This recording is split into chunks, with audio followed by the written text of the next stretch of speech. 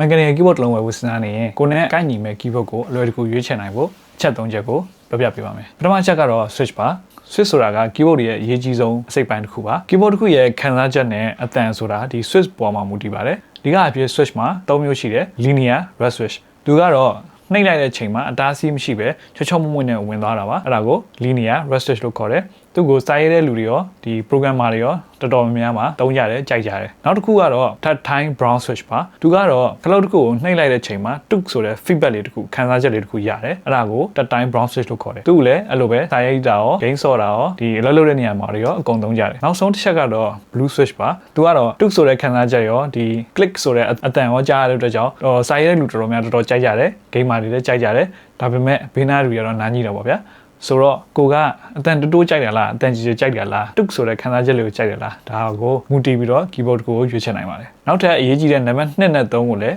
နောက်နေ့တွေမှာဆက်ပြောပြပေးပါမယ်